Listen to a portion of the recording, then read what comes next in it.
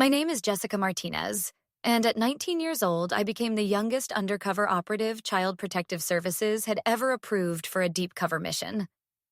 What I'm about to share with you changed everything I thought I knew about the foster care system, about evil hiding in plain sight, and about my own strength.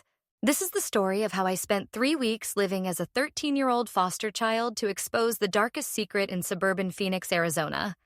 A couple who had turned their home into a house of horrors, where 3 innocent children had died under mysterious circumstances over the past 6 years. Let me take you back to where it all started. 3 months before I knocked on the Hendersons' perfectly manicured front door with a black eye, dirty clothes, and a heart full of determination to bring justice for the children who couldn't speak for themselves anymore. It was a scorching Tuesday morning in early June when I sat across from Director Catherine Walsh in her downtown Phoenix office. The AC hummed quietly, but I could still feel sweat trickling down my back, though whether from the heat or nerves I couldn't tell. Catherine was a woman in her late 50s, with silver-streaked hair pulled into a no-nonsense bun and eyes that had seen too much suffering. She'd been running the Arizona CPS Special Investigations Unit for 15 years, and her reputation was legendary. When she called, you listened. "Jessica," she began, sliding a manila folder across her desk toward me.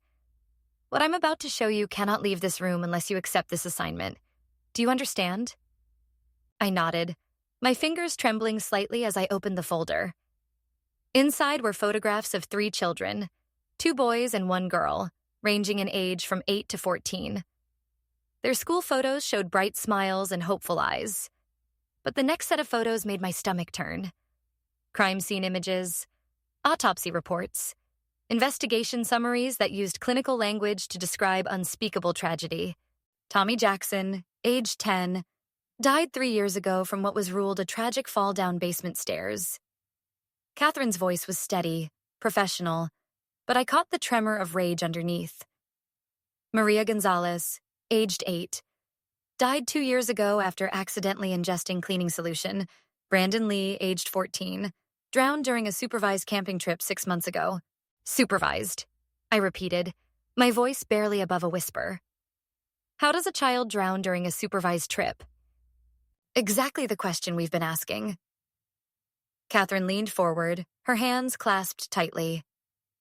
All 3 children were foster kids. All 3 were placed with the same family, Robert and Patricia Henderson of Scottsdale. Upstanding members of the community, church-going, PTA involved. 17 years as licensed foster parents with glowing reviews. I looked up from the photos. But you don't believe the accidents were accidents. 4 other children have come through their home and survived. Catherine continued. But they won't talk. Too traumatized. Too scared. One girl mentioned something about the basement and earning food before she shut down completely and refused to say more. Her therapist says she has severe PTSD consistent with sustained psychological and physical abuse.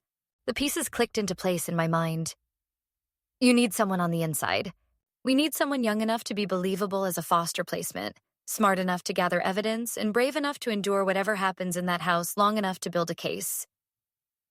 Catherine's gaze held mine. I know you just completed your training.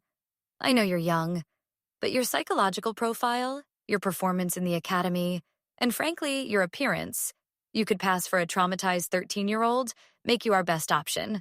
How long would I be undercover? I asked, my mind already racing through the possibilities and dangers. 2 to 4 weeks, depending on what you find. We'll have audio surveillance through a specially designed device, nothing obvious that could be discovered during a search. We'll have a team monitoring 24/7, and we can extract you within 20 minutes if things go critical. I thought about those 3 children, about Maria, who was only 8 years old, about the girl who couldn't speak about her experiences, about how many other children might suffer if the Hendersons continued unchecked. I'll do it, I said, surprised by how steady my voice sounded. Tell me everything I need to know. The next 6 weeks were the most intensive of my life. I worked with a team of specialists to transform myself from Jessica Martinez, 19-year-old CPS agent, into Emily Parker, 13-year-old foster child with a history of neglect and behavioral issues. Dr. Sarah Chen, a child psychologist, taught me how traumatized children behaved. The flinching, the downcast eyes, the way they made themselves small and invisible. Trauma lives in the body, she explained during one of our sessions. It's not just about acting scared. It's about embodying the hypervigilance, the learned helplessness, the desperate need to please coupled with the inability to trust. I spent hours watching videos of actual foster children in therapy sessions with their families' permission. I learned the speech patterns, the unfinished sentences, the way traumatized kids sometimes spoke in third person about themselves, creating distance from painful experiences. I practiced the startle response, the nervous habits, the protective body language. A makeup artist named Diane showed me how to create bruises that looked days old, how to make my skin look malnourished and dull, how to style my hair to look uncared for without appearing completely neglected. The Hendersons will be watching for signs of obvious abuse from previous placements, she explained. We need to show them someone who's been through the system, someone who looks broken enough to be an easy target. My handler for the operation was Agent Marcus Thompson, a 15-year veteran of undercover operations. Marcus was in his early 40s, with the kind of face that could be stern or sympathetic depending on what the situation required. He'd worked cases involving human trafficking, organized crime, and child exploitation rings. This was personal for him, too. His younger sister had been in foster care as a teenager and had experienced abuse that haunted her to this day. The most important thing, Marcus told me during one of our strategy sessions, is that you remember you're never truly alone. The surveillance device we're placing will capture everything. We'll hear every word, every sound. If at any point you say the emergency phrase, "I want to call my grandmother," we come in immediately. No questions asked. The surveillance device was ingenious, a specially modified teddy bear that I would carry with me. To anyone examining it, it would look like a cheap thrift store toy, the kind a foster kid might cling to as their only possession. But inside its stuffing were state-of-the-art audio and video recording equipment, capable of streaming directly to our command center. The battery life was 3 weeks with proper charging, which we'd arranged through the social worker visits. We created an entire backstory for Emily Parker. She'd been born in Tucson to a drug-addicted mother and absent father, spent time in various relative care situations before entering the foster system at age 10, had behavioral issues including running away and defiance, but no history of violence. Recently removed from her last foster home due to compatibility issues, code for the foster parents couldn't handle her. The paperwork was real. We'd worked with a judge and the state CPS director to create a legitimate case file. If the Hendersons requested records, they'd find everything documented properly. Emily Parker existed in the system, even though she was really me. As the placement date approached, I moved into a safe house where I lived as Emily full-time. I wore thrift store clothes that smelled faintly of mothballs and cigarette smoke. I kept my hair unbrushed and my nails unclean. I practiced slouching, shuffling, making myself appear smaller and younger. When I looked in the mirror, I barely recognized myself. The hardest part was the psychological preparation. Dr. Chen warned me about the dangers of going too deep into character, of losing myself in the role. "You'll experience real trauma," she said bluntly. "What happens to you in that house won't just be acting. The abuse will be real. You need to maintain a part of yourself, your true self, that remains separate and observing. Otherwise, you won't survive this intact." I spent my last night before the placement writing letters. One to my mother, one to my younger brother, one to Catherine. To be opened only if something went wrong. Marcus tried to reassure me that we had every safety measure in place, but we both knew that once I walked through that door, I'd be at the Hendersons' mercy until we had enough evidence to act. The morning of the placement, I stood in front of the safe house bathroom mirror applying the final touches to my appearance. I'd given myself a black eye, not from makeup, but from actual ice application that created real swelling and bruising. We needed it to look genuine. I'd slept in my clothes for 2 nights to get them properly rumpled. I hadn't showered in 3 days. Looking at my reflection, I saw Emily Parker staring back at me, a frightened, neglected child who desperately needed protection. I picked up the teddy bear, pressing it close to my chest. Its button eyes gleamed with hidden cameras. Its soft body concealed the technology that would hopefully bring down 2 monsters. "I'm ready," I told Marcus, who waited by the door with my caseworker for the day, Agent Linda Morrison, who would be playing the role of the CPS social worker delivering me to my new placement. Marcus gripped my shoulder. Remember, you're not alone. We're with you every step. And Jessica? He waited until I met his eyes. You're going to save lives today. Those 3 children who died deserve justice. You're going to give it to them. We drove through Phoenix toward Scottsdale, the neighborhoods gradually shifting from working class to upper middle class. The Henderson home was in an area where lawns stayed green despite the desert heat, where SUVs sat in every driveway, where children rode bikes on sidewalks watched by attentive parents. It was the last place you'd expect to find a chamber of horrors. The Henderson house was exactly what I'd expected from the surveillance photos we'd reviewed. A 2-story colonial-style home painted in warm beige tones with dark brown shutters. The lawn was immaculate, edged with desert-appropriate landscaping featuring decorative rocks and carefully maintained cacti. A basketball hoop stood in the driveway. A tire swing hung from an old oak tree in the front yard. An American flag fluttered from a pole near the front door. It looked like the American dream. Picture-perfect suburbia. My stomach churned as Linda pulled into the driveway. Through the living room window, I could see movement. Someone had been watching for our arrival. I clutched my teddy bear tighter, the plastic garbage bag containing my few possessions crinkling in my other hand. Everything was thrift store finds or items deliberately damaged to look well-worn. 3 t-shirts, 2 pairs of jeans with holes in the knees, mismatched socks, worn underwear, a thin jacket, and a toothbrush still in its packaging. Remember your backstory, Linda murmured as she turned off the ignition. You're scared. You've been moved around a lot. You don't trust adults, but you're also desperate for stability, for someone to finally keep you. I nodded, not trusting my voice. The teddy bear's camera would be recording everything from this moment forward. The front door opened before we even made it halfway up the walkway. Patricia Henderson stood in the doorway, and I felt a chill despite the Phoenix heat. She was 52 years old according to her file, but looked younger thanks to what were clearly regular visits to expensive salons and possibly some subtle cosmetic work. Her blonde hair was styled in a perfect bob, her makeup flawless, her clothing expensive casual, designer jeans and a crisp white blouse. She wore a cross necklace that caught the sunlight. Her smile was warm and welcoming, reaching her blue eyes. But I'd studied the photos of the dead children. I'd read the autopsy reports. I knew what lay behind that smile. You must be Emily. Patricia's voice was honey-sweet with just the slightest edge of something I couldn't quite identify. Impatience? Irritation?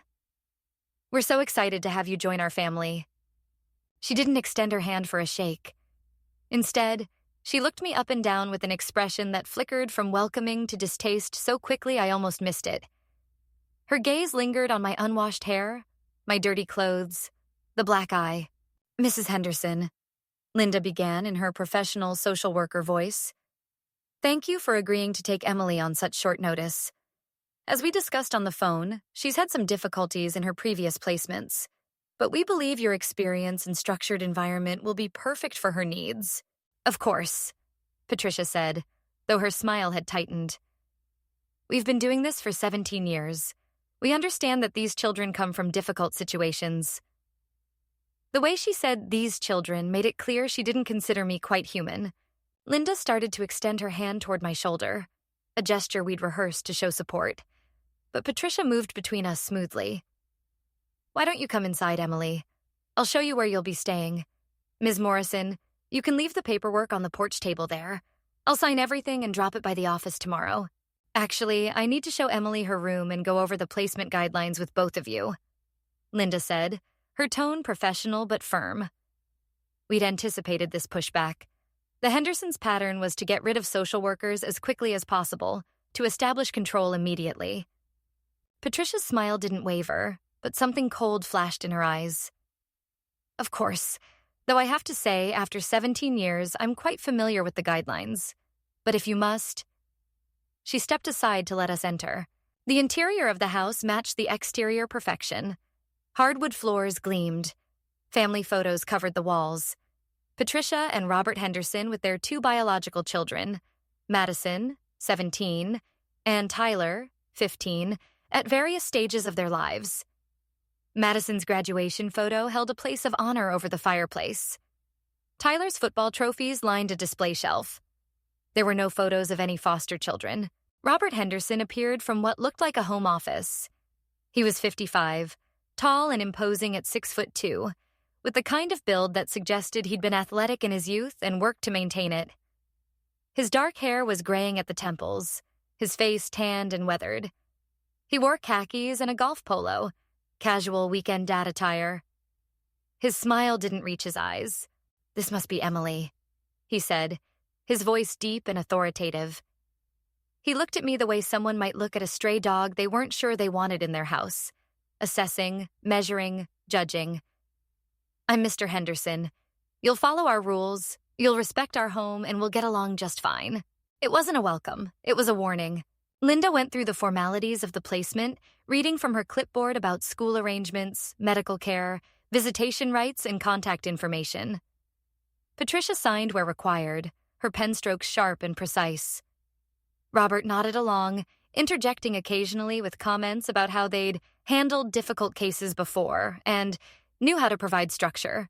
Throughout the discussion, I stood silent, hugging my teddy bear, making myself small. I let my gaze wander around the room, taking in details. The locked cabinet in the hallway, the basement door with a deadbolt, the way Patricia's perfectly manicured nails drummed impatiently on the table. "Now, let me show Emily her room," Patricia said, picking up my garbage bag by pinching it between two fingers, holding it away from her body as if it might contaminate her. We followed her through the house. I noticed Tyler watching from the top of the stairs, his expression unreadable. Madison wasn't home, presumably at her after-school job or with friends. Patricia led us past the upstairs bedrooms. Their biological children's rooms, I assumed, based on the personalized name signs on the doors, and stopped at a door at the end of the hallway. But she didn't open it. Instead, she turned to another door, this one plain and unmarked. "Emily will be staying in the basement," Patricia announced. "We've converted it into a special space for our foster children. It gives them privacy and helps our biological children feel secure in their own spaces." Linda's expression shifted to concern. "The basement? Mrs. Henderson, the placement guidelines specify that foster children should have rooms comparable to biological children, with proper windows and ventilation. It's a finished basement," Robert said, appearing behind us. His physical presence was intimidating, deliberately so. Fully up to code. The previous inspector had no issues with it. "I'd still like to see it," Linda insisted. Patricia's smile was pure ice. "Of course." She unlocked the deadbolt. From the outside, I noted, and flicked on a light switch. A single bare bulb illuminated a steep staircase descending into darkness. We descended into what could only be described as a dungeon masquerading as a room. The finished basement was a concrete box, roughly 12 by 15 feet. The walls were bare cement painted a dingy beige color that did nothing to disguise the cold, institutional feel. There were no windows, not even the small casement windows typical of basements. The ceiling was low, maybe 7 feet, with exposed pipes and ductwork. A mattress lay on the floor in one corner, covered with a thin sleeping bag and a flat pillow. A small metal shelf held a few books. Bible stories for children, I noticed. In the opposite corner sat a plastic bucket with a lid. The smell hit me. Mildew, dampness, and something else. Fear. If fear had a smell, this was it. "You see?" Patricia said brightly. "Everything she needs. The mattress is brand new. We have rules about bathroom usage at night. Tyler has issues with sleep, and we can't have foster children wandering the house disturbing him. Emily can use the bucket, which we'll empty each morning, or she can hold it until she's let out for breakfast." "Let out?" Linda's voice rose. "Mrs. Henderson, are you saying Emily will be locked in this basement at night?" "For her safety," Robert said, his tone suggesting the matter was not up for discussion. Foster children sometimes experience night terrors. They sleepwalk. They have behavioral issues. We can't risk her wandering the house at night, potentially accessing medications or sharp objects, or disturbing our children. The lock is a safety measure that previous social workers have approved. Linda looked at me, and I saw the conflict in her eyes. We'd expected bad, but this was beyond. The operation called for her to complete the placement unless there was immediate physical danger. But everything in her wanted to grab me and leave. I met her gaze and gave the slightest shake of my head. We needed to do this. We needed the evidence. I'll need to include this living arrangement in my report, Linda said, and I'll be conducting a follow-up visit in 3 days to check on Emily's adjustment. Of course, Patricia said sweetly. We have nothing to hide. We've been doing this for 17 years, remember? We know what we're doing. Linda crouched down to my eye level, her hand on my shoulder. Emily, if you need anything at all, you have my number. You can call me day or night. Do you understand? I nodded, not trusting myself to speak without breaking character. I want to call... I started, testing whether they'd let me finish the emergency phrase. You don't have a grandmother, Emily. Patricia cut me off sharply. According to your file, you have no living relatives willing to take you. That's why you're here. Let's not start with the manipulation tactics already. She'd stopped me from saying the emergency phrase. My backup team would have heard the attempt. They'd be on high alert now. Linda stood slowly, her jaw tight. She handed me a small card with her number. This is for you. Keep it somewhere safe. Patricia immediately took the card from my hand. We'll keep it with her file. Emily has a history of losing things, don't you, sweetie? The endearment sounded like a threat. After Linda left, promising to return in 3 days, the Hendersons' mask slipped away entirely. Patricia locked the front door behind the social worker and turned to face me. The warm smile was gone, replaced by cold calculation. Let's get something straight right now, Emily. This isn't a home. This is a business. The state pays us $750 a month for you, and we intend to get our money's worth. You'll earn every meal, every privilege, every moment outside that basement. Do you understand? I nodded, making my eyes wide and scared. Good. Now, you smell like a dumpster. Robert, take her to the backyard. She's not contaminating our shower. What happened next was deliberately humiliating. Robert dragged me to the backyard by my upper arm, his grip painful enough to leave bruises. Patricia followed with a garden hose, coiled and ready. Strip, Robert commanded. But, I started. Foster kids carry lice, diseases, and God knows what else, Patricia said, uncoiling the hose. We're not letting you infect our home. Strip down to your underwear. Now. Behind their fence, I could see neighbors in adjacent yards. Some were watching. Patricia smiled and waved at them. Just giving the new foster child a cleaning, she called out cheerfully, as if this were perfectly normal. These kids come from such terrible places. We have to be so careful about hygiene. I stood there in my underwear while Patricia sprayed me with freezing water from the garden hose. The water pressure was punishing, stinging my skin. She aimed for my face when I tried to turn away, laughing as I sputtered and choked. Hold still, she commanded. We need to make sure you're properly clean. Robert stood watching, his arms crossed, a small smile playing at his lips. This wasn't about hygiene. This was about establishing dominance, about breaking me down from the very first moment. When Patricia finally turned off the water, I stood there shivering despite the warm Phoenix evening. She tossed me a rough towel that smelled like mildew. Dry off. Your clothes are by the back door. Don't track water into the house. My teddy bear sat on the patio table where Robert had placed it, its camera eye recording everything. Good. The jury would see this. That evening, I experienced my first family dinner at the Hendersons. Tyler and Madison ate at the dining room table with their parents. Pot roast, mashed potatoes, green beans, and fresh-baked rolls. The smells made my stomach growl painfully. I sat on the floor in the corner of the dining room as instructed. Patricia threw a piece of bread in my direction without looking, like feeding a dog. A plastic cup of water appeared next to me. You'll earn better food through good behavior, she said, cutting into her pot roast. The last foster girl took 3 weeks to earn peanut butter on her bread. Tyler snickered. Madison stared at her plate, her jaw tight. I'd read in her file that she was 17, a senior in high school, and by all accounts a good kid. How much did she know? How much had she seen? I reached for the bread, but Robert's hand shot out and slapped mine hard enough that the sound echoed in the room. The pain was shocking. Immediate. Manners, he said coldly. Ask permission first. Just because you were raised like an animal doesn't mean you'll act like one in this house. My hand throbbed. I could see the red mark already forming. I clutched my teddy bear tighter with my other hand, knowing the camera was capturing all of this. "May I please have the bread?" I whispered. "May I please have the bread, Mr. Henderson?" he corrected. "And yes, you may." I ate that dry bread slowly, making it last, knowing it might be all I got until tomorrow. The Hendersons ate their full meal, talking about Madison's upcoming college applications and Tyler's football practice. They discussed their weekend plans, a barbecue with church friends. They talked about me as if I wasn't there. "How long is this one staying?" Tyler asked, his mouth full of pot roast. "As long as the state keeps paying," Robert said. "Could be months, could be years." "Great," Tyler muttered. "Another creeper in the basement." Madison's fork clinked against her plate, but she didn't say anything. After dinner, Patricia led me to the basement door. The deadbolt clicked open, and she gestured down the stairs.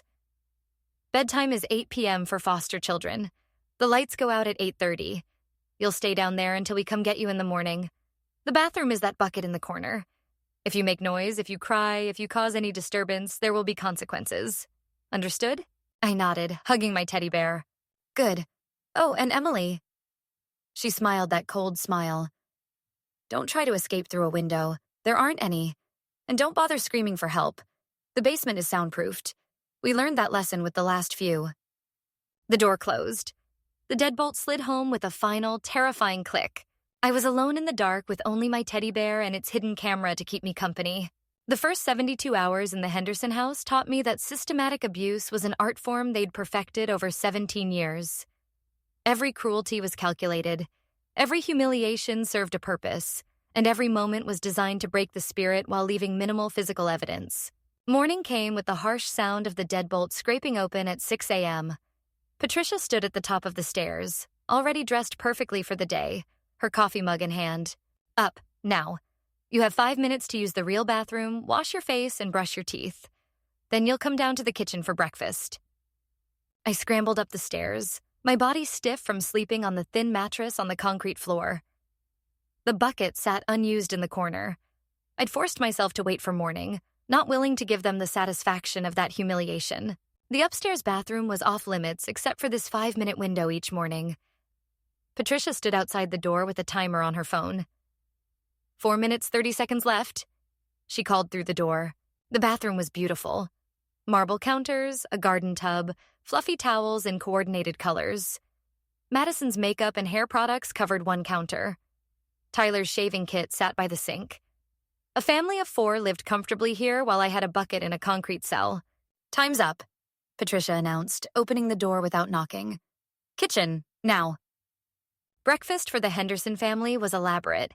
Eggs, bacon, toast, fresh fruit, orange juice. The smells made my empty stomach cramp. Madison sat at the table in her school uniform, eating mechanically. Tyler shoveled food into his mouth while scrolling through his phone. Robert read the newspaper, sipping coffee. I stood in the corner where I'd been directed. After everyone else had been served and had started eating, Patricia scraped some dry toast onto a paper plate and set it on the floor near my feet. A plastic cup of water joined it. "Eat," she commanded. "You have 10 minutes before we leave for school." School. I'd almost forgotten that part of the cover. Emily Parker was enrolled as a 7th grader at Desert Vista Middle School, the same school Tyler attended. The plan was that I'd attend classes normally, maintaining my cover while being out of the house during school hours. Marcus and the team could monitor the teddy bear while it stayed in my backpack, and I'd have brief respites from the Hendersons' direct control. Except that wasn't what happened. "On second thought," Patricia said, dumping the toast into the trash, "Emily won't be attending school today. She's not properly adjusted yet. We can't risk her acting out and embarrassing the family. She'll stay home with me." This was a deviation from the expected pattern. My pulse quickened. Being alone in the house with Patricia all day wasn't part of the plan. But I couldn't object. A 13-year-old foster kid would have no say in whether she attended school. Madison looked up from her breakfast. Her fork paused midway to her mouth. "Mom, she has to go to school. It's the law. The law allows for adjustment periods, Madison." Robert said without looking up from his paper. Emily is clearly disturbed and needs time to acclimate to proper behavior before being introduced to a school environment. We wouldn't want her to hurt anyone or make false accusations to teachers, would we? The message was clear. I was being isolated deliberately. After Tyler and Madison left for school and Robert left for his job as an insurance adjuster, I was alone with Patricia. "Here's how this works," she said, perching on a kitchen stool while I stood. "You're going to earn your place in this house. There are chores that need doing, and you're going to do them properly." She handed me a bucket, cleaning supplies, and a toothbrush. "The grout in the downstairs bathroom needs cleaning. All of it. Use the toothbrush. I want it white. And Emily?" Her smile was vicious. "I know exactly how it looks now, so don't think you can half-ass this job. When I inspect it, every line of grout better be spotless." For the next 6 hours, I scrubbed bathroom grout with a toothbrush while Patricia periodically checked my work, always finding something wrong. "This corner isn't white enough. Start over. You missed this section. Start over. That looks sloppy. Start over." I wasn't allowed water breaks. I wasn't allowed bathroom breaks. When I tried to ask for permission to use the toilet, she laughed. "You have a bucket in the basement. That's what it's for." By noon, my fingers were raw. My back ached from being bent over, and the chemical smell of the cleaning products had given me a splitting headache. I'd been working for 6 hours on a piece of dry bread and a cup of water that I'd had at 6:30 a.m. Lunch for Patricia was a salad delivered from a nearby restaurant. She ate it at the kitchen counter while I continued working on my hands and knees, the smell of the food making my hunger pains almost unbearable. "You know what your problem is, Emily?" Patricia said conversationally, spearing lettuce with her fork. "You were born to a drug addict. Bad genes. The apple doesn't fall far from the tree. That's what people don't understand about foster kids. You're fundamentally broken. We can try to give you structure, discipline, even love, but at the end of the day, you're defective." I continued scrubbing, keeping my head down, but inside I was memorizing every word. The teddy bear in my backpack nearby would be recording this psychological abuse. The last foster girl we had, Maria, she tried so hard to be good. Sweet little thing, only 8 years old.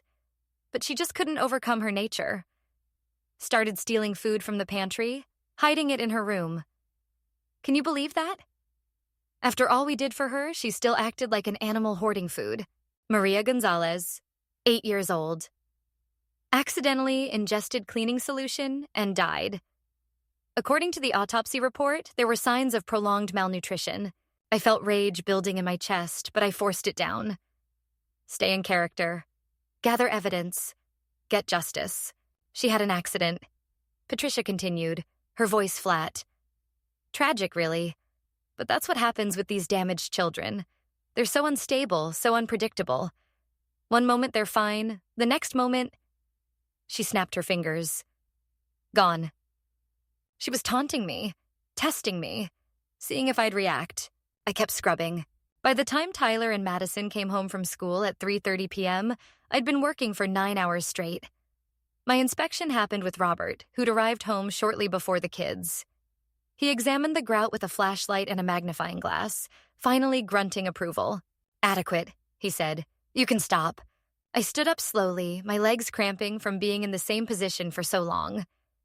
The room spun, black spots dancing in my vision. Low blood sugar, dehydration, exhaustion. "Sir," I whispered, "may I please have some water?" He considered this. "Have you earned water?" "I completed the chore you assigned." "Adequately," he corrected. "Not excellently, but I suppose adequate work deserves an adequate reward." He filled a plastic cup halfway with tap water and handed it to me. I drank it in 3 gulps, my hands shaking. That night's dinner was a repeat of the previous night. The family ate well while I received a piece of dry bread on the floor. But this time, something different happened. As everyone was eating, Madison stood up suddenly, her chair scraping loudly. "This is ridiculous," she said, her voice tight with emotion. "She's a kid. She's been working all day. She needs real food." Patricia's smile didn't waver. "Madison, sit down." "No." Madison grabbed her plate, still half full of spaghetti and meatballs. "I'm giving her my dinner." Robert stood up slowly, his full height towering over his daughter. "You will sit down right now or you'll join her in the basement tonight." Madison's face went pale, but she held the plate. For a moment, I thought she might actually defy him. Then Patricia spoke, her voice ice cold. "Madison, honey, think about Northwestern. Think about all those college applications we still need to finalize. Think about the recommendation letters your father and I need to write. Think about the tuition money we've saved. Do you really want to throw all of that away for a foster kid who'll be gone in a few months?" The threat was subtle but effective. Madison's hands trembled. Slowly, she sat back down, setting her plate on the table.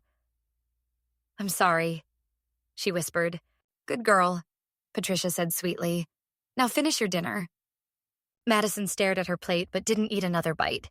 Later that night, as Patricia locked me in the basement again, I heard footsteps on the stairs a few hours later. The door opened slightly, and something small wrapped in a napkin rolled down the steps. The door closed again before I could see who it was. I unwrapped it. 3 meatballs and a roll, still warm. Madison had snuck back. I ate them slowly, savoring each bite, grateful for this small act of rebellion. But I also worried about her. The Hendersons had threatened to put her in the basement if she defied them again. How many times had she tried to help previous foster children? What had happened to her when she did? The pattern of abuse was systematic and sophisticated. The Hendersons had clearly refined their methods over 17 years, learning exactly how far they could push without creating evidence that would stand up in court. Physical abuse was strategic, areas that could be hidden by clothing, a twist of the arm behind the back that left no bruising, gripping pressure points that caused intense pain but minimal visible damage, shoving me into walls hard enough to hurt but not hard enough to break bones. Psychological abuse was constant.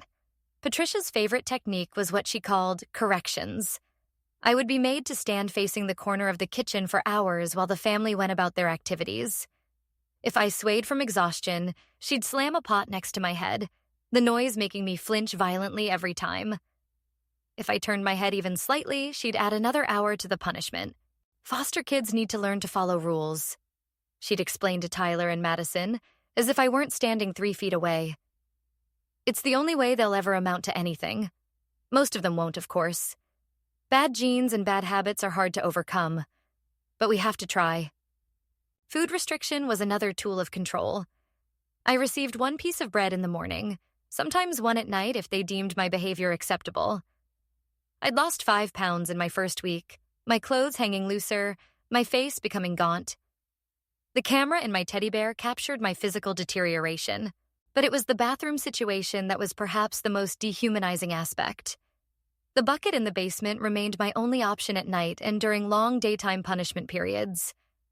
Patricia emptied it each morning with loud commentary about how disgusting foster kids were, how they were barely better than animals. One morning, she accidentally left the bathroom door locked during my 5-minute window, forcing me to ask permission to use the bucket downstairs. She made me ask 3 times, loudly, while the whole family was in the kitchen, before granting permission. "You see?" she said to her biological children. "No self-control, no dignity. This is what happens when children are raised by drug addicts and criminals." Tyler laughed.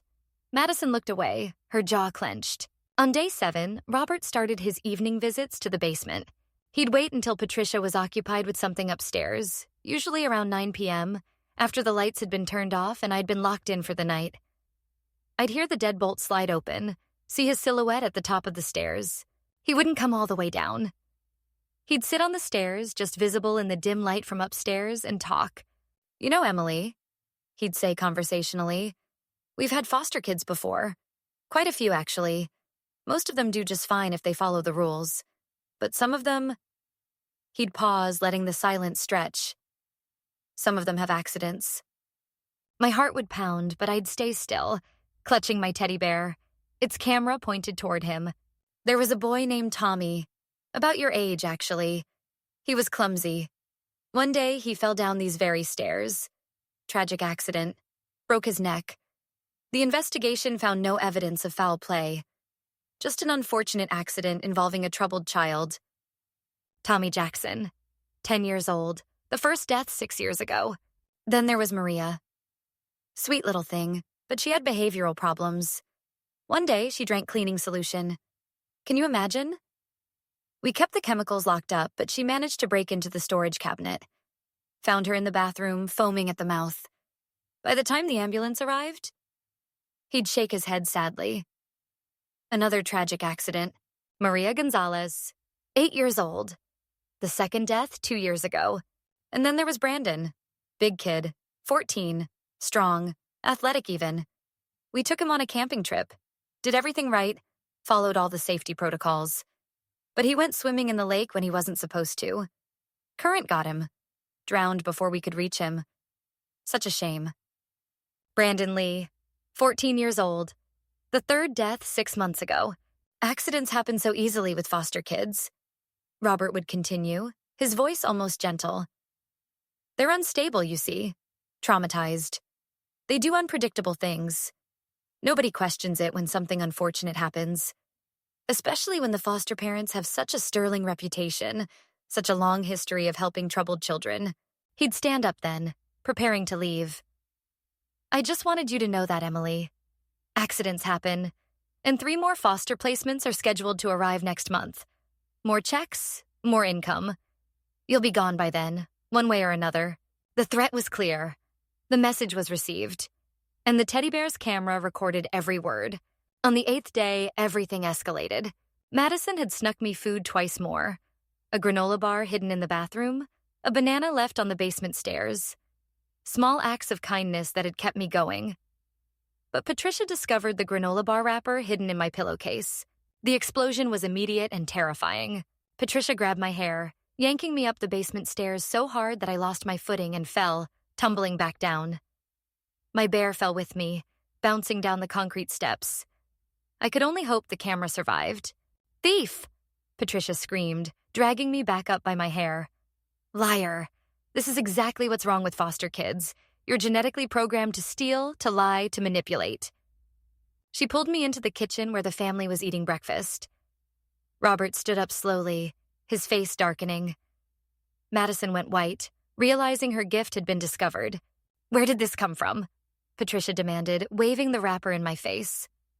I stayed silent. I wouldn't implicate Madison. Answer me! I found it, I whispered. In the trash. I was hungry. Patricia slapped me across the face, hard enough that my head snapped to the side.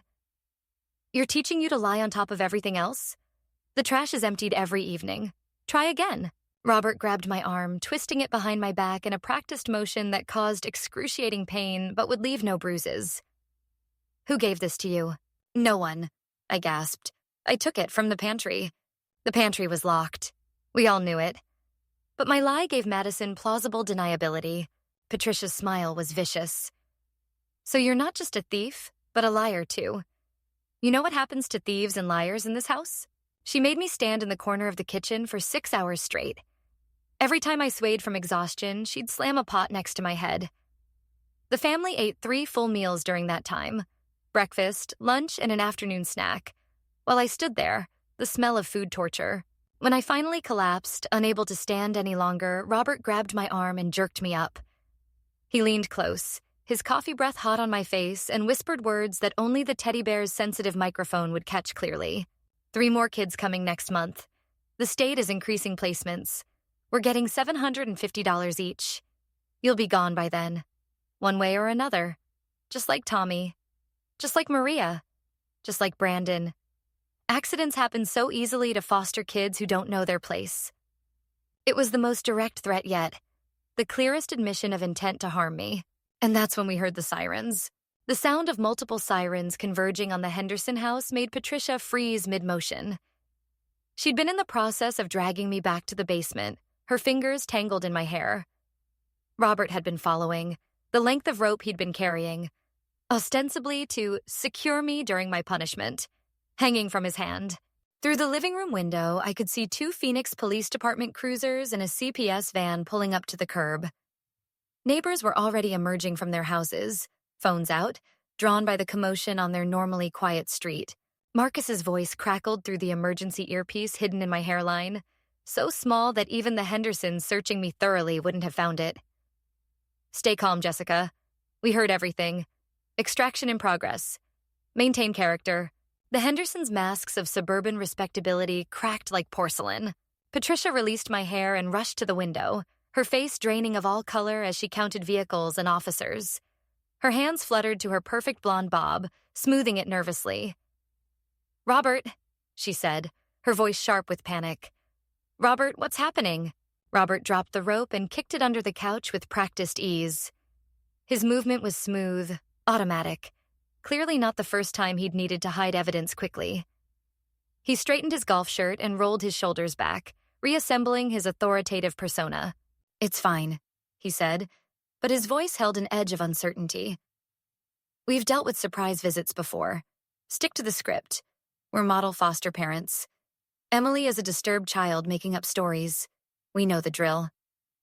I stayed crumpled on the floor where Patricia had dropped me, hugging my teddy bear close. My left cheek throbbed from where she'd slapped me earlier, already darkening into a bruise. Good.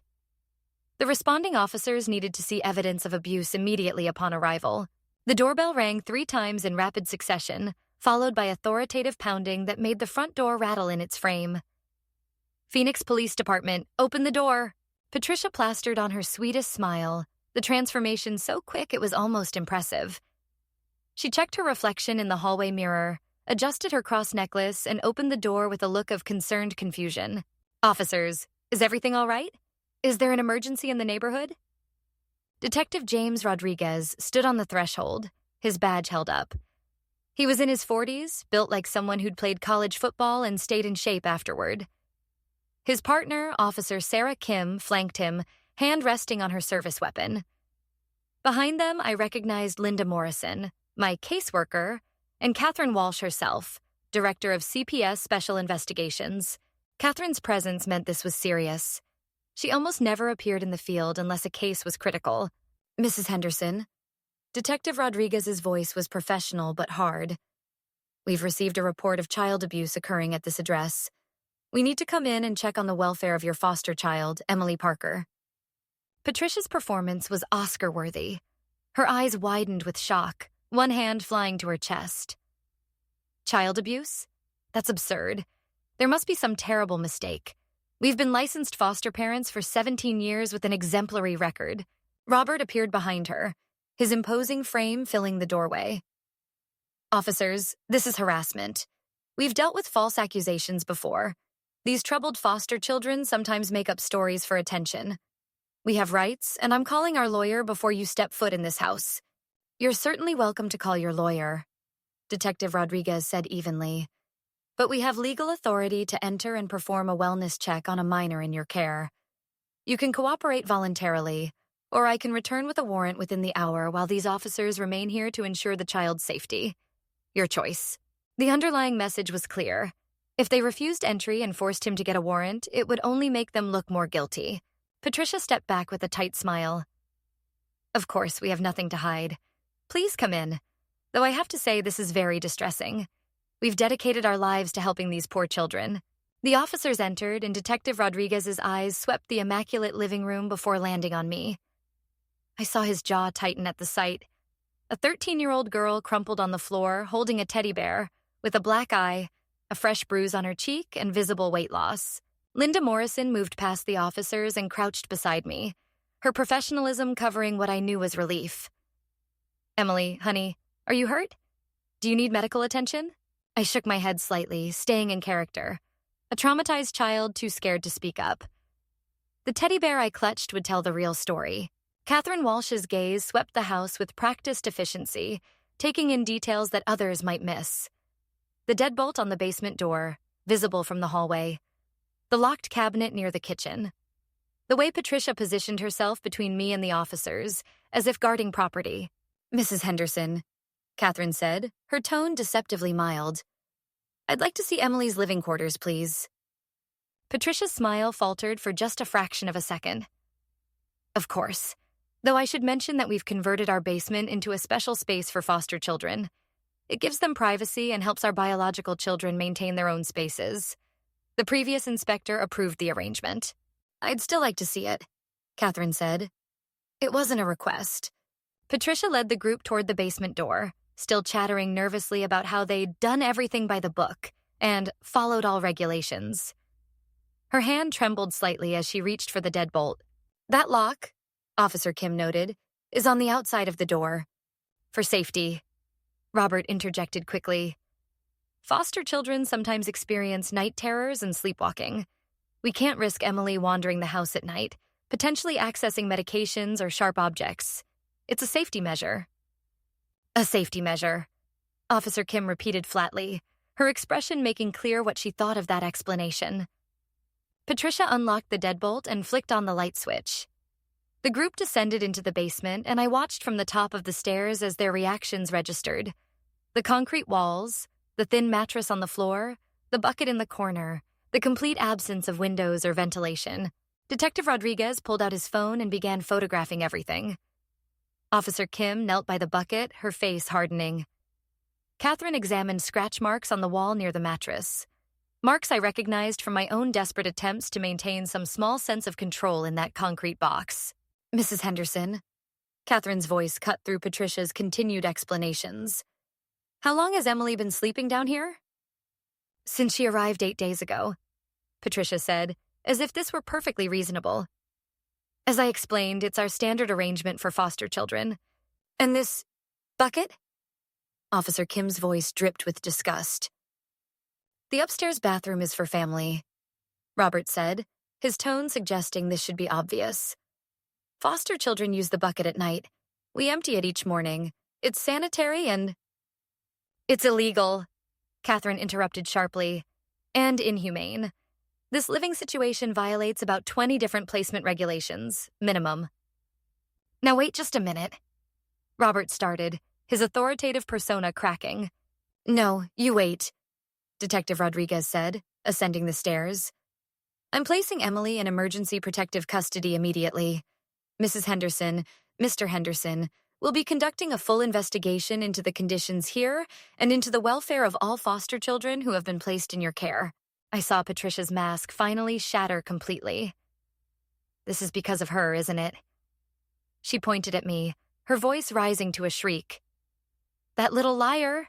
We've given her everything. We've been more than patient with her behavioral problems. And this is how she repays us? By destroying our reputation with lies?" "Ma'am, you need to calm down," Officer Kim said, her hand moving back toward her weapon. "Calm down? Calm down?" Patricia's face flushed red, her carefully cultivated suburban mom image evaporating. "Do you know how many of these kids we've taken in? How much we've sacrificed? How ungrateful they all are? We provide structure, discipline, and a roof over their heads. And this is the thanks we get." "Patricia," Robert warned, recognizing that his wife's outburst was making things worse.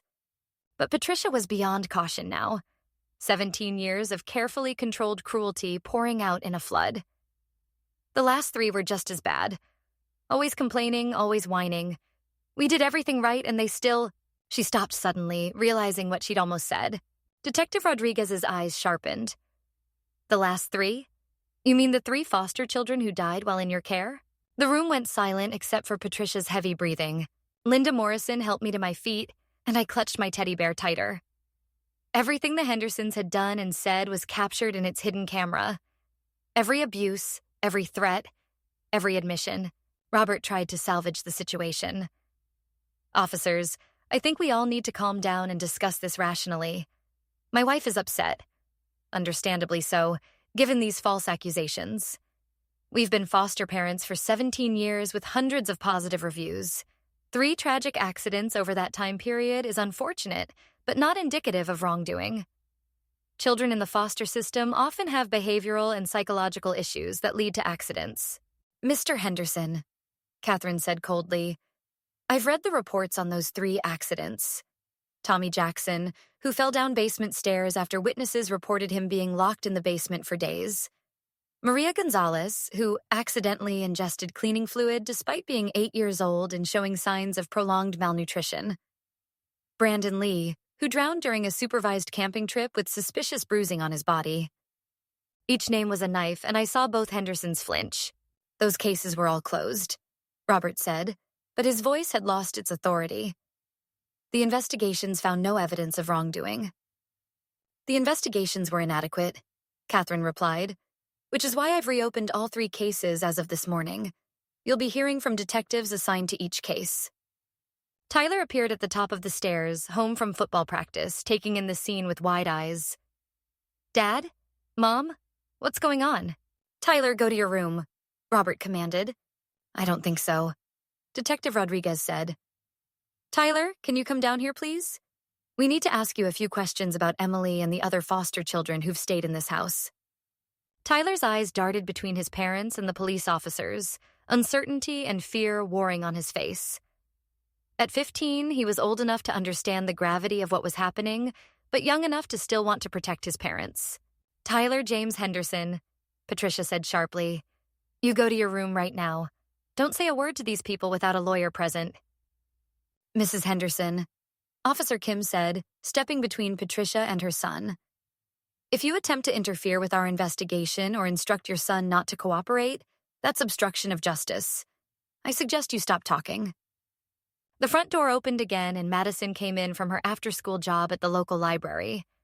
She took one look at the police officers, the CPS officials, and me standing with Linda Morrison.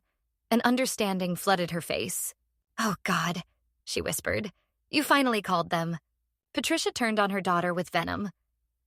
You knew about this? You're part of this conspiracy? Conspiracy? Madison's voice broke. Mom, I've been begging you for years to stop. I told you what you were doing was wrong. I tried to help them and you threatened to... She stopped, her hand flying to her mouth. Threatened to what? Detective Rodriguez asked gently, approaching Madison. Madison looked at me, her eyes filling with tears. Then she looked at her parents. The mother and father who'd raised her, who'd helped her with homework and attended her school events and saved money for her college education. The same parents who'd systematically abused and possibly murdered 3 foster children. She said if I ever told anyone or if I kept giving food to the foster kids, she'd send me away to boarding school. Madison said quietly. And Dad said... She swallowed hard.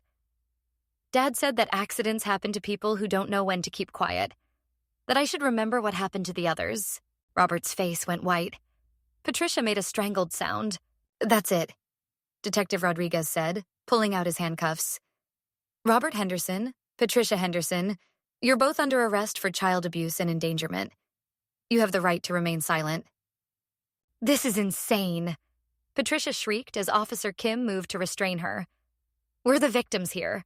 These ungrateful foster kids and our traitor daughter are making up lies. Anything you say can and will be used against you in a court of law. The detective continued, securing Robert's hands behind his back. You have the right to an attorney. Don't say another word, Patricia. Robert commanded his wife, finally showing some sense even as handcuffs clicked around his wrists. Not one more word until our lawyer arrives. But Patricia couldn't stop. 17 years of carefully maintained control finally breaking. You're all going to regret this. We're respected members of this community. We go to church. We donate to charity. Our lawyer will sue everyone involved for false arrest and defamation and... Ma'am, I strongly suggest you stop talking, Officer Kim said as she read Patricia her rights and secured her handcuffs. As the officers led the Hendersons out of their house, neighbors lined the street, phones out, recording everything. Patricia's perfect reputation in the community was being destroyed in real time, broadcast on social media before they even made it to the police cars. Madison collapsed onto the couch, sobbing. Tyler stood frozen, still trying to process that his parents were being arrested. Linda kept her arm around my shoulders protectively, while Catherine made phone calls, arranging emergency placements, coordinating the expanded investigation, mobilizing resources. Jessica! Marcus's voice came through my earpiece, using my real name for the first time since the operation began. The ambulance is en route for medical evaluation. You did it. You got them.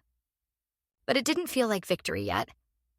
Looking at Madison and Tyler, victims in their own way, traumatized by their parents' evil, I felt only sadness.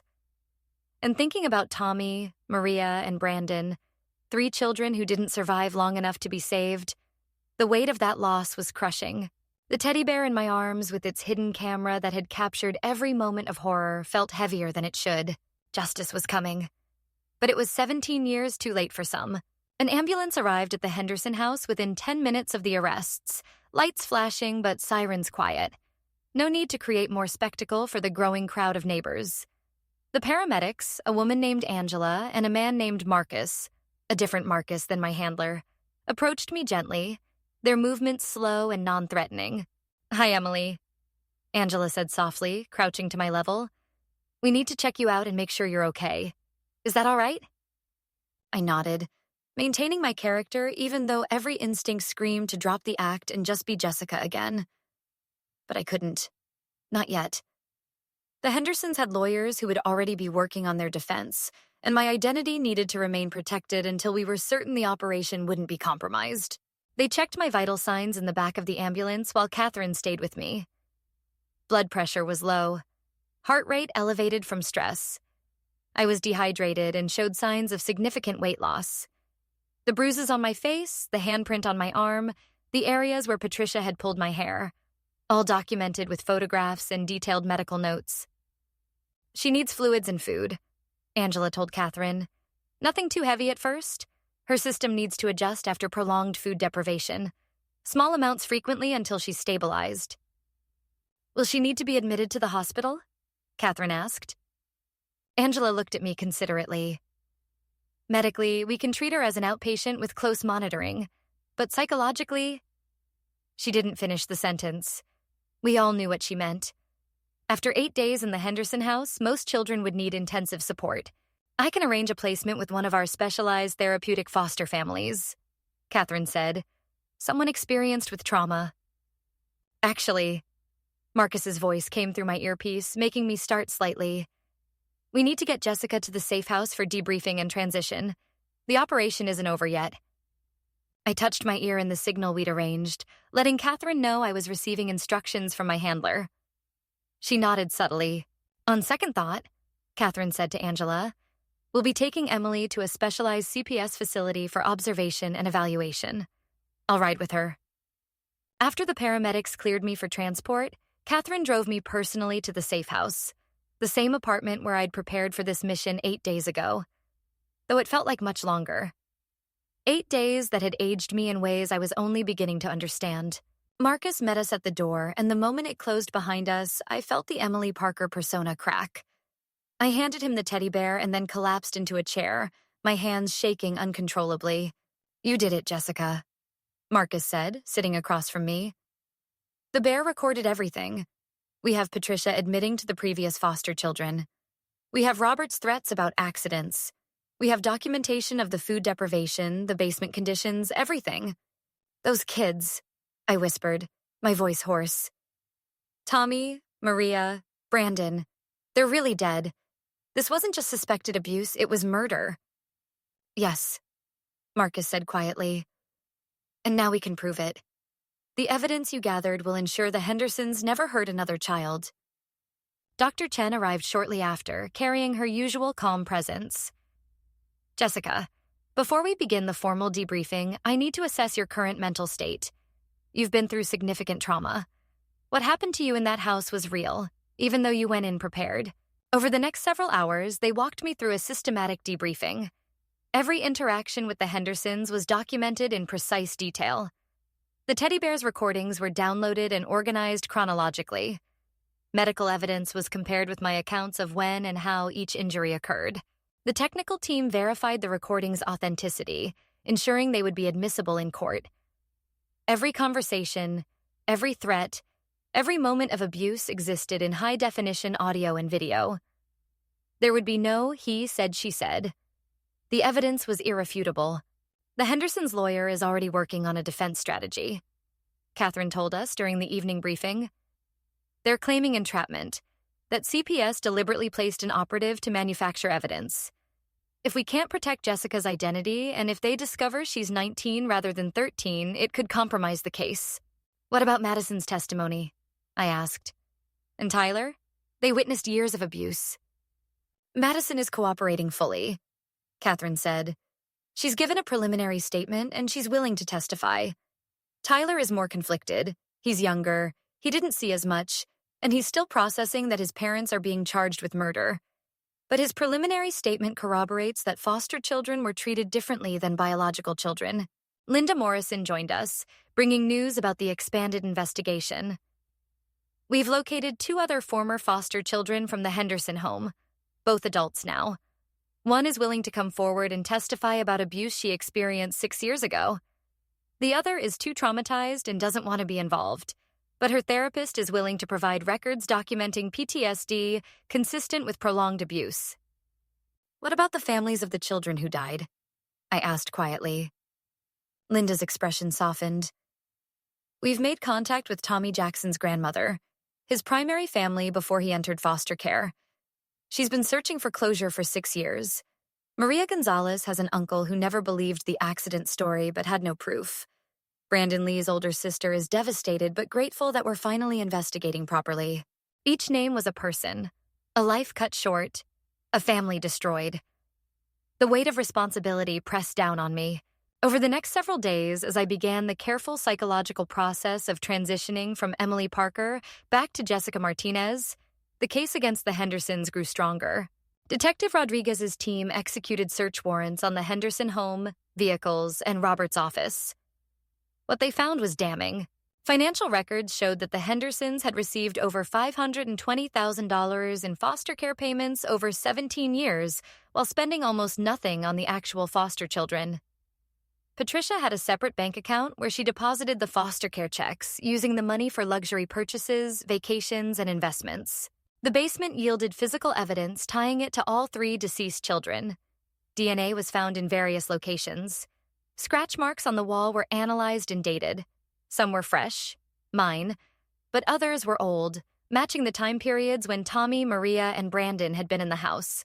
Most disturbingly, investigators found a locked box in Robert's home office containing what could only be described as trophies. A small toy truck that Tommy's grandmother identified as her grandson's favorite toy. A hair ribbon that had belonged to Maria. A football trading card that Brandon's sister confirmed was from his collection. Souvenirs, Detective Rodriguez said grimly when he briefed Catherine and my team. He kept souvenirs from the children he killed. This is beyond abuse for money. There's a psychological component here. Robert Henderson is a predator who enjoyed the power and control. The medical examiner, who'd originally ruled the deaths as accidental, was brought in to review the cases with fresh eyes and new context. Her revised opinion, Tommy Jackson's injuries were more consistent with being pushed down the stairs than with falling accidentally. Maria Gonzalez showed signs of prolonged food deprivation and forced ingestion of cleaning solution rather than accidental consumption. Brandon Lee had bruising and injuries consistent with being held underwater, not drowning accidentally. 3 accidental deaths became 3 homicides. Patricia and Robert Henderson were officially charged with 3 counts of first-degree murder, multiple counts of child abuse and endangerment, financial fraud, and conspiracy. Bail was denied. The judge cited flight risk and danger to the community. Their lawyer held a press conference claiming innocence and persecution, but public opinion had already turned. The video footage captured by neighbors showing Patricia's breakdown and her screaming about ungrateful foster kids had gone viral locally. The story of the abusive foster parents who'd killed 3 children and systematically tortured others made national news. I watched the coverage from the safe house, still unable to emerge publicly as Jessica Martinez. My identity needed to remain protected, both for the case and for my own safety. The Hendersons still had supporters, people who believed they were being railroaded by an overzealous CPS system. Dr. Chen worked with me daily, helping me process the trauma while separating my identity from Emily Parker's character. You lived through real abuse, she reminded me during one session. Your training prepared you, but it didn't make you immune to trauma. What Patricia and Robert did to you was real, and you're allowed to acknowledge that it hurt you. But I chose this, I said. Those other kids didn't. Tommy, Maria, Brandon, they were trapped. I could have said the emergency phrase and been extracted at any time. Could you? Dr. Chen asked gently. Think about it honestly. Could you really have abandoned the mission knowing that without solid evidence, the Hendersons would continue fostering children? That more kids might die? She was right. From the moment I stepped into that house, I'd been trapped too. Not by locked doors, but by my determination to get justice. The emergency phrase had been there, but using it would have meant leaving the evidence incomplete, giving the Hendersons' lawyers room to create doubt. Marcus brought news about Madison and Tyler. Both had been placed with their maternal aunt in Tucson while the case proceeded. Madison was receiving therapy and had become a vocal advocate for foster care reform, using her platform to share her story of growing up in a house of hidden horrors. Tyler was struggling more. The cognitive dissonance of loving his parents while knowing what they'd done was tearing him apart. "Madison wants to meet with you," Marcus told me. "When you're ready. She says she wants to thank you personally." I wasn't sure I was ready for that conversation, but I agreed. We met at a neutral location, a family counseling center in Central Phoenix, with Dr. Chen present to mediate. Madison was accompanied by her therapist, a kind-eyed woman named Dr. Brooks. Madison looked thinner than I remembered, her eyes shadowed with lack of sleep. But she held herself together as she sat across from me in the small conference room. "I know you're not really 13, she said quietly. "The police told us the truth, that you're an undercover operative, that Emily Parker isn't real. I just wanted you to know that. I'm so sorry." "You have nothing to apologize for," I said immediately. "You tried to help. You snuck me food. You stood up to your parents at dinner that night." "But I should have done more." Madison's voice broke. "Years more.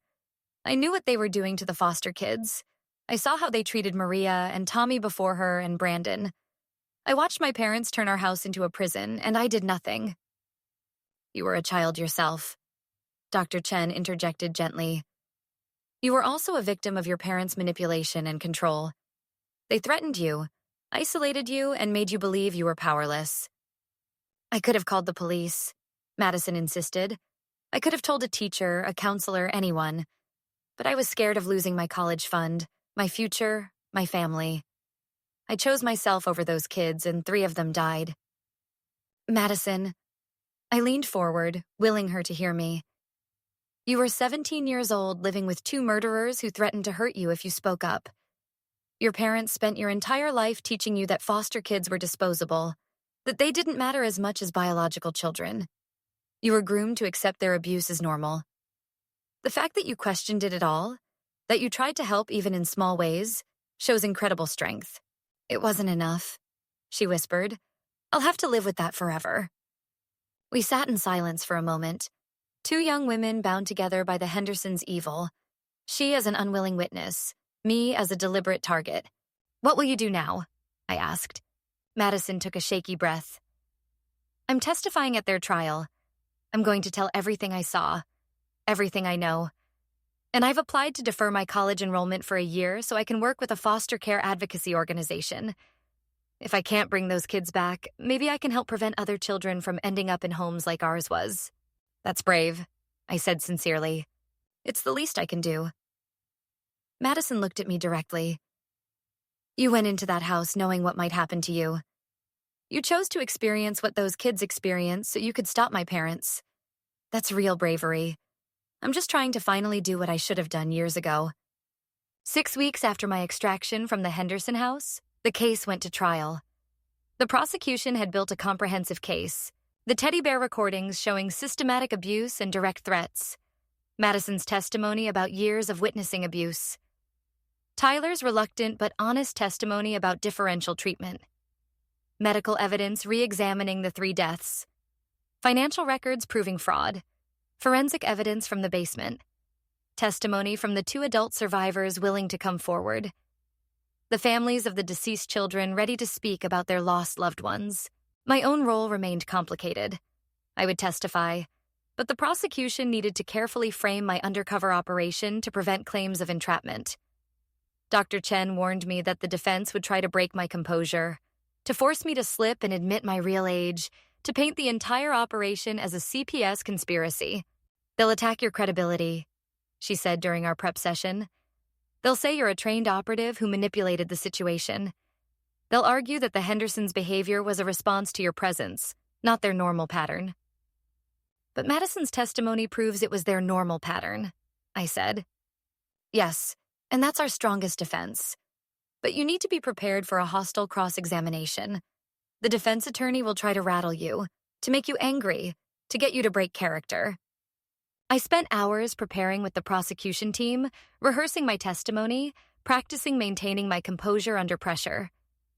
The prosecutor, a woman named Angela Reeves, who specialized in child abuse cases, was thorough and relentless in her prep. "Remember," she told me, "you're testifying as Emily Parker, 13-year-old foster child. Your real age and identity are protected information that the court has sealed. If the defense tries to ask about your age or background, I'll object, and the judge will sustain. You simply answer, 'I'm not allowed to discuss that per court order.'" The night before my testimony, I couldn't sleep. I kept thinking about Tommy, Maria, and Brandon, about how they'd lived through what I'd experienced, but with no hope of rescue, no emergency phrase, no team monitoring their safety 24/7. Tommy Jackson had been 10 years old. He'd liked dinosaurs and wanted to be a paleontologist when he grew up. His grandmother still kept his room exactly as he'd left it, waiting for a grandson who would never come home. Maria Gonzalez had been 8 years old. She'd been learning to play piano at school and had shown real talent. Her uncle had wanted to adopt her, but CPS had deemed the Henderson placement more stable due to their experience and resources. Brandon Lee had been 14 years old. He'd been a gifted athlete who'd dreamed of playing college football. His older sister had been saving money to help him attend summer training camps, believing he had a real shot at a scholarship. 3 children, 3 futures destroyed, 3 families shattered. Their deaths demanded justice, and tomorrow I would help deliver it. The Maricopa County Superior Court was packed. Every seat in the gallery was filled with journalists, advocates, families of victims, and members of the public who'd followed the case. Security was tight. The Hendersons had received death threats, and emotions ran high. I sat in the witness waiting room with Linda Morrison, my hands shaking slightly despite Dr. Chen's preparation. I was dressed like a 13-year-old might dress for court. A simple dress, cardigan, my hair in a neat ponytail, minimal makeup to emphasize my youthful appearance. The teddy bear sat beside me, cleaned and repaired, ready to be entered as evidence. Patricia and Robert Henderson sat at the defense table, both in suits that projected respectability. Patricia had lost weight in jail, her blonde hair now showing gray roots. Robert's imposing presence had diminished. He looked older, tired, defeated. Their expensive lawyer sat between them, a man named Richard Chen who specialized in defending difficult cases and had a reputation for aggressive tactics. The prosecution's opening statement was methodical and devastating. Angela Reeves walked the jury through 17 years of systematic abuse, building to 3 murders disguised as accidents and culminating in my undercover operation that exposed the truth. The evidence you'll see and hear over the next weeks will show you 2 people who turned the foster care system into a personal business, she told the jury. Patricia and Robert Henderson collected over $500,000 in state payments meant to care for vulnerable children. Instead, they starved them, abused them, imprisoned them in a concrete basement, and when 3 children became too much trouble, they killed them and called it accidents. The defense's opening statement tried to paint the Hendersons as victims of a system that had turned against them. Richard Chen argued that they were dedicated foster parents who'd helped dozens of children, but were now being persecuted because of tragic accidents and a vindictive undercover operative who'd entrapped them. Emily Parker isn't who she appears to be, Chen told the jury, choosing his words carefully to avoid violating the court's protective order about my identity. She was planted in my client's home with the specific purpose of manufacturing evidence. Everything you'll see and hear was the result of a deliberate operation designed to provoke reactions and create incriminating situations. I was called to testify first. Walking to the witness stand, I felt the weight of hundreds of eyes on me. I clutched my teddy bear as I'd been instructed. A 13-year-old child would need that comfort object when facing her abusers. After being sworn in, Angela Reeves began gently. "Emily, can you tell us how you came to be placed with the Henderson family?" I spoke in Emily Parker's voice. Younger, softer, more hesitant than my natural voice. My caseworker said they were experienced foster parents who could give me structure and stability. I'd been in several placements before, and none of them worked out. What happened when you arrived at the Henderson home? I walked the jury through that first day. The immediate coldness, the basement reveal, the bucket for a bathroom, the locked door. I described being hosed down in the backyard while neighbors watched. The starvation rations. the hours standing in corners, Patricia's cruelty and Robert's threats. Angela showed the jury selected clips from the teddy bear recordings, my testimony providing context for what they were seeing and hearing. The jury's expressions ranged from horror to disgust to fury. "Emily," Angela said gently, "can you tell the jury what Mr. Henderson said to you during his nighttime visits to the basement?" This was the critical testimony. I took a breath, looked directly at the jury, and repeated Robert's threats about Tommy, Maria, and Brandon, about accidents happening to foster kids, about how no one questions when troubled children die. Patricia's lawyer objected several times during my testimony, claiming the recordings were inadmissible, that I was a trained operative leading witnesses, that the entire operation was entrapment. Each time, Angela countered with precedent and legal authority. Each time, the judge overruled the defense. Then came the cross-examination. Richard Chen approached with calculated friendliness, trying to establish rapport. "Emily, can I call you Emily?" "Yes, sir." "Emily, you've been very brave testifying today. I can see this is difficult for you." His tone was sympathetic, but I recognized the tactic. He was trying to establish that I was being manipulated by the prosecution. "Now, you mentioned you'd been in several foster placements before the Hendersons. Can you tell us about those?" Angela objected. "Your Honor, Ms. Parker's history prior to this placement is not relevant to the charges against the defendants." "Sustained," Judge Martinez ruled. "Move on, Mr. Chen." Chen shifted tactics. "How old are you, Emily?" "I'm not allowed to discuss that per court order," I said, exactly as rehearsed. "Interesting," Chen said, his tone suggesting impropriety. "The jury might wonder why a simple question about age is forbidden. Let me ask this instead. Who told you to carry that teddy bear with you everywhere?" "My caseworker gave it to me before my placement. She said it would help me feel safe in a new home." "So the teddy bear was provided to you by CPS before you ever met my clients?" "Yes, sir." "And did you know that teddy bear contained recording equipment?" This was the dangerous question. Angela and I had prepared for it. "I'm not allowed to discuss the specifics of the recording equipment per court order." "Your Honor," Chen protested, "the witness is hiding behind court orders to avoid answering legitimate questions about how this evidence was obtained." "Mr. Chen," Judge Martinez said tiredly, "you know full well that this court has sealed certain information to protect the witness's safety. If you have specific legal objections to the evidence admissibility, make them through proper motions, not through harassing a 13-year-old witness." The judge's reminder that I was supposed to be 13 was deliberate and helpful. Chen tried a few more approaches, attempting to paint me as a manipulative teenager who'd staged situations or exaggerated the abuse. But each time, Angela's objections or my careful responses shut down his attempts. "You've made some serious accusations against my clients," Chen said. "You're claiming they starved you, abused you, threatened you. But isn't it true that you were a difficult child with behavioral problems? That you had a history of making false accusations?" "I don't think I was difficult," I said quietly.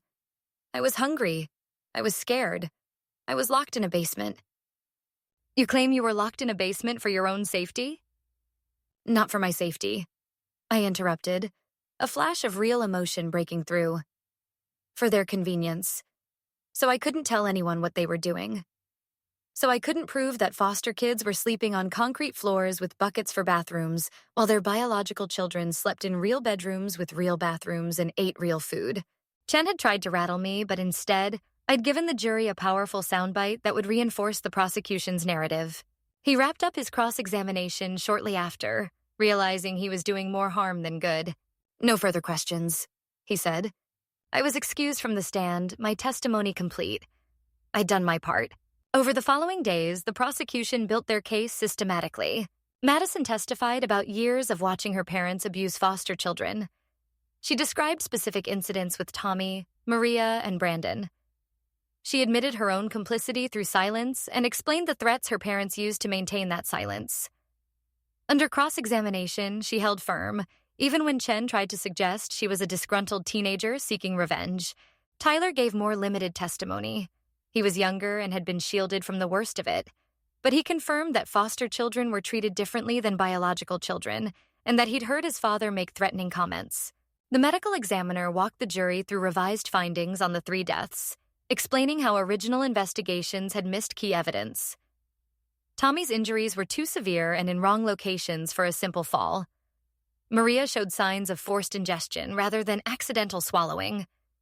Brandon had defensive wounds and bruising consistent with being held underwater.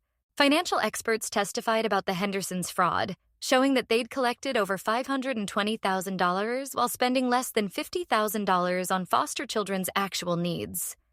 The rest had been diverted to personal use. 2 adult survivors testified. Rachel, now 24, described her 2 years in the Henderson home at age 13.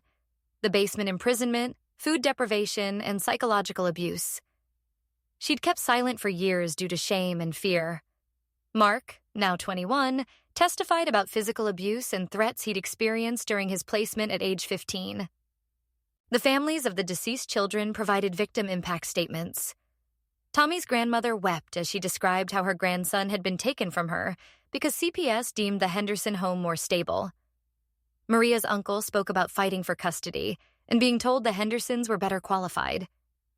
Brandon's sister talked about how her brother had called her 2 days before his death, scared and asking her to get him out.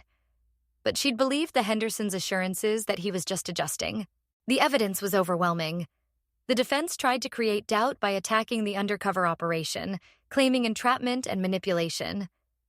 But the pattern of abuse across years and multiple children made it clear this was the Hendersons' normal behavior, not a reaction to a single undercover operative. The defense called character witnesses, church members, neighbors, friends, who testified about the Hendersons' good reputation and community involvement.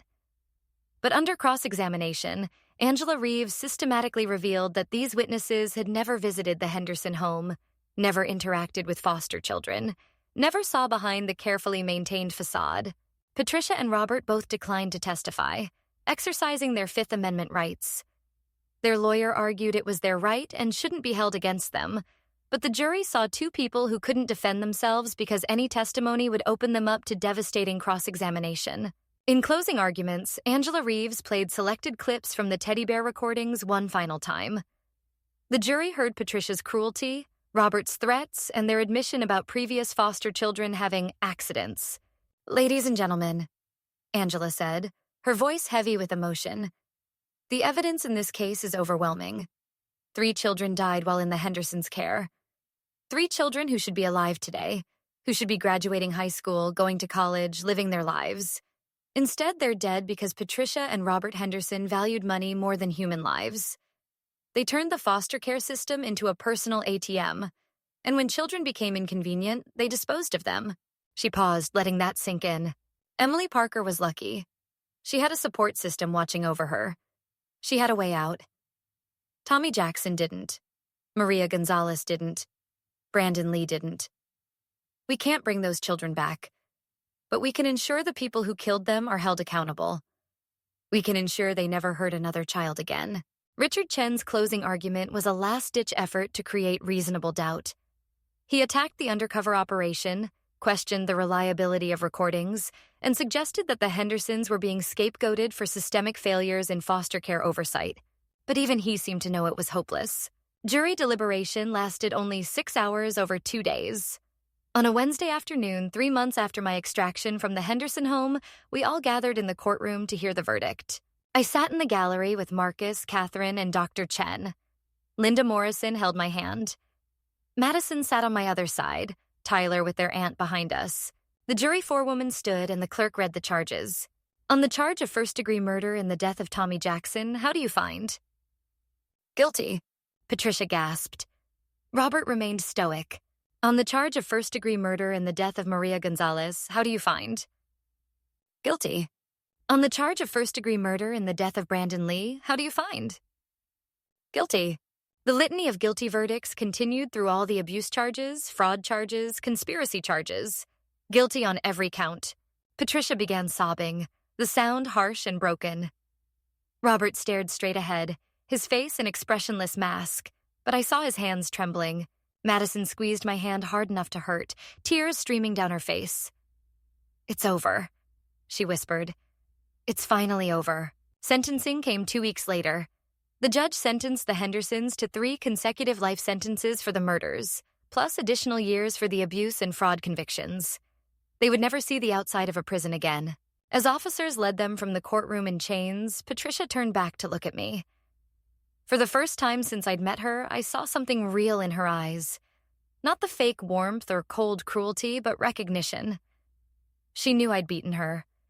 She knew that despite all her calculations and years of getting away with evil, one 19-year-old operative posing as a 13-year-old foster child had brought her down. I stared back steadily, thinking about Tommy and Maria and Brandon, about all the children who'd suffered in that house. This wasn't revenge. This was justice. Outside the courthouse, Catherine held a brief press conference announcing that the verdict would lead to comprehensive reforms in Arizona's foster care system. Better oversight, more frequent unannounced inspections, and most importantly, a specialized unit dedicated to investigating abuse allegations that would include undercover operations when necessary. Emily Parker's courage saved lives, Catherine told the assembled media, carefully protecting my real identity. Her willingness to endure abuse so we could gather evidence ensured that 2 predators will never hurt another child. This case shows why we must remain vigilant in protecting our most vulnerable children. Later, at the safe house, Marcus presented me with a letter from the governor of Arizona, commending my service. "You'll never be able to tell people about this publicly," he said. "Your identity needs to remain protected. But I wanted you to know that what you did mattered. You saved lives. I thought about the 3 children I couldn't save, the ones who died before I could help them. But I also thought about the foster children who would be placed after this case, the reforms it had sparked, the awareness it had raised, the other model foster parents who might think twice before abusing children now that they knew CPS could and would use undercover operations. Maybe Tommy, Maria, and Brandon's deaths wouldn't be meaningless if their story prevented other children from suffering the same fate." I returned to my regular life. Or tried to. At 19, I continued working for CPS in a different capacity, helping design the new investigative protocols based on my experience. I couldn't do undercover work again. I was too well known in the system now. Too many people knew my face. Dr. Chen recommended I continue therapy indefinitely. "You'll carry this with you forever," she told me frankly. "Some nights you'll wake up thinking you're back in that basement. Some days you'll see a locked door and feel panic. That's normal. That's human. You experienced real trauma." She was right. I had nightmares about the basement, about the bucket, about Robert sitting on the stairs describing accidents. I flinched at loud noises. I struggled to eat regular meals. My stomach had adjusted to starvation rations and needed time to adjust back. But I also had the satisfaction of knowing I'd made a difference. Madison and I stayed in touch. She'd enrolled in college studying social work, determined to dedicate her career to child protection. Tyler was in therapy, working through his trauma and guilt. Both of them were victims of their parents' evil in different ways, and both were working toward healing. The families of Tommy, Maria, and Brandon held a memorial service 6 months after the verdict. I attended quietly, sitting in the back, watching as their loved ones finally had closure. They'd buried their children years ago, but only now could they truly mourn them, knowing the truth. Tommy's grandmother approached me afterward, though she didn't know my real identity. She only knew me as a CPS agent who'd helped bring justice. "Thank you," she said simply, her weathered hands gripping mine. "Thank you for not letting them get away with it. I'm sorry I couldn't save him," I said, the words inadequate. "You saved other children," she replied. "You made sure my grandson didn't die for nothing. That's enough." If you'd asked me before this mission what I was willing to sacrifice for justice, I would have said anything. Now, having lived through it, I understand that every action has consequences. Every choice has a cost. I traded pieces of my innocence to expose evil. I let myself be hurt, degraded, and traumatized to gather evidence. I carry scars both physical and psychological that will never fully heal. But I also know that without my intervention, the Hendersons would have continued fostering children. More kids would have suffered. More might have died. Was it worth it? Yes. 1,000 times yes. But I also understand now that the fight against child abuse isn't won with a single case or a single conviction. It's won through systemic change, through vigilance, through caring adults who refuse to look away when something seems wrong. The Hendersons were monsters, but they operated within a system that had given them 17 years to perfect their evil. The real change comes from fixing that system. Better training for social workers, more thorough background checks, regular unannounced inspections, and believing children when they try to tell us something is wrong. I'm 19 years old, and I've seen the darkest side of human nature. But I've also seen the best. Marcus and Catherine, who supported me. Linda, who believed in the mission. Dr. Chen, who helped me heal. Madison, who found the courage to speak truth despite everything. And the families who refused to give up on finding justice for their lost children. This is my story. Emily Parker's story. The story of 3 weeks in hell that changed everything. I survived. But Tommy, Maria, and Brandon didn't. I tell their story now, in the hopes that it prevents more stories like theirs. That it reminds us all why child protection matters. Why we can't look away. Why every child deserves safety, dignity, and love. And why those who prey on vulnerable children must be stopped, no matter what it costs. My name is Jessica Martinez. I was 19 years old when I became the youngest undercover operative Child Protective Services had ever approved. And this is what I learned. Justice isn't easy, and it isn't free. But it's always worth fighting for. Always.